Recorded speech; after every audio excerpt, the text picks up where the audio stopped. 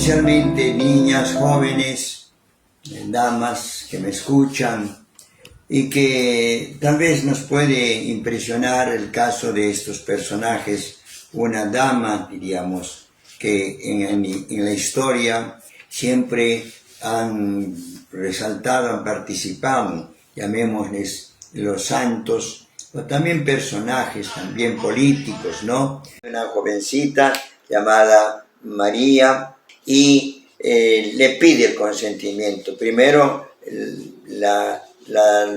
diríamos, la elige como tal, pero no es suficiente eso, siempre le pide el consentimiento. Es verdad que en algunas veces no pide el consentimiento, pero después viene ya una convicción. San Pablo no se le pidió un consentimiento, ¿no? Fue derribado del caballo, ¿no? Y cae, y San Pablo, Cristo le dice: Saulo, Saulo, ¿por qué me persigues? Era una llamada que a veces Dios también nos hace. Y después él comprende que está atacando a los cristianos y Cristo le revela qué cosa es la situación del cristianismo. Dice: la continuación normal del proceso de la salvación humana. Primero el judaísmo, después el cristianismo. Y por eso San Pablo se da cuenta de eso y acepta y sigue y cumple. Fue el gran apóstol, pues, de las gentes, ¿no? Un gran personaje. Pero vemos cómo Dios pide el consentimiento de María. También a Pablo le muestra las ventajas y él mismo ya asume, se bautiza y asume el compromiso, pero voluntariamente. Hermanos, estamos en este caso, en este día de 29 de abril, de una festividad de una santa extraordinaria. Nosotros en el Perú tendríamos también algo semejante con Santa Rosa de Lima. Las presentamos generalmente como una monjita, como una religiosa de una congregación, pero no eran religiosas, no eran de congregación, sino de una vida de la tercera orden, llamémosla. La tercera orden es una forma de vida espiritual también, no solamente para varones, ni solamente para mujeres, sino a varones y mujeres indistintamente. En muchos casos aparecen, por ejemplo, San Luis Rey de Francia es un valor, la tercera orden franciscana. También Santa Catalina de Siena es terciaria dominica, tercera orden. También nosotros tenemos nuestra Santa Catalina de Bolonia, también personas que fueron terciarios, pero que vivieron como si fueran religiosos. ¿Quién fue Santa Catalina de Siena? Fue un prodigio de criatura, la penúltima de 25 hermanos, imagínense ustedes, ¿no? Hija del matrimonio formado por el dulce y bonachón Giacomo Benincasa, tintorero de pieles y de Lapa de Piacentini, mujer enérgica y trabajadora. Bueno, hay muchas familias antiguamente y también en muchos lugares tienen muchos hijos porque pueden atenderlos. En un comentario de a una familia, a una persona que tenía 35 hijos, le dijeron: ¿cómo puede usted mantener y atender a 35 hijos? Él dice: no es problema, no ha sido problema.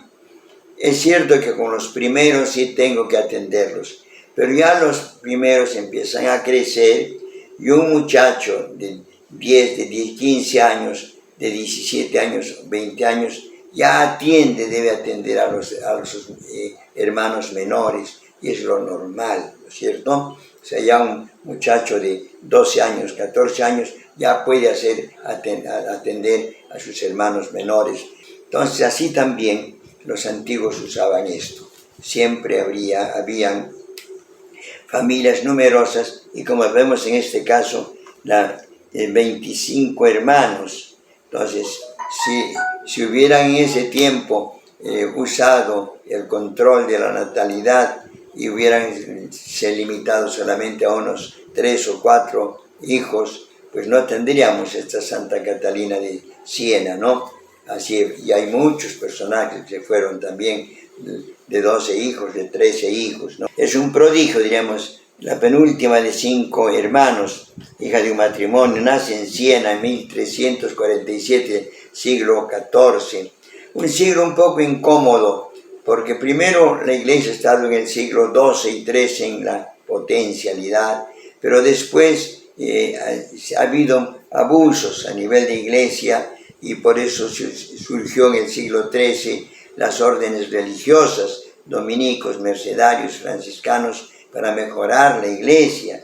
Y en el siglo XIV vemos un desorden que hay en la Iglesia, a tal punto que por poderes o presiones políticas, el Papa de Roma, porque en Roma, en Italia, no había garantía, entonces prefiere irse a Aviñón, a Francia, y está ahí casi como 70 años el Papa en Aviñón, pero eso no era lo correcto. Y Santa Catalina recibe en sus inspiraciones, orientaciones que realmente debe hacer que el Papa regrese a Roma, y logró. Escribió mucho a los cardenales, al mismo Papa, y oró mucho para que el Papa regresara. Entonces regresa. Es efectivamente una santa privilegiada porque intervino en la unión de la Iglesia.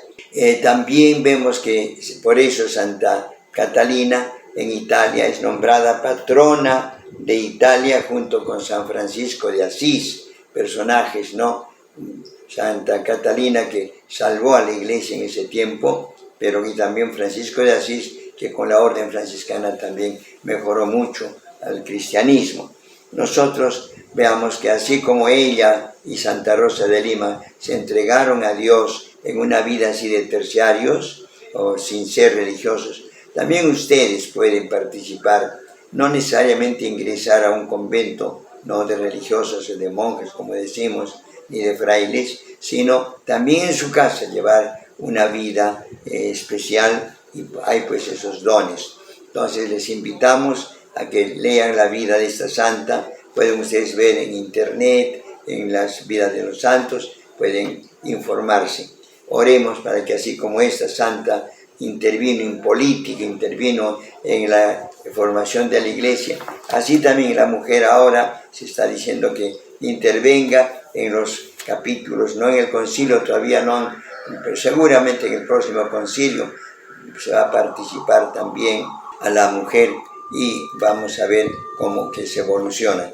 Pero oremos al Señor para que la mujer tenga ese sitial privilegiado y por patrona pues a Santa Catalina, y también nosotros tratemos de evitar todo el abuso a la mujer como está sucediendo ahora. Que así sea, hermanos, y que el Señor nos bendiga. En el nombre del Padre, y del Hijo, y del Espíritu Santo. Amén.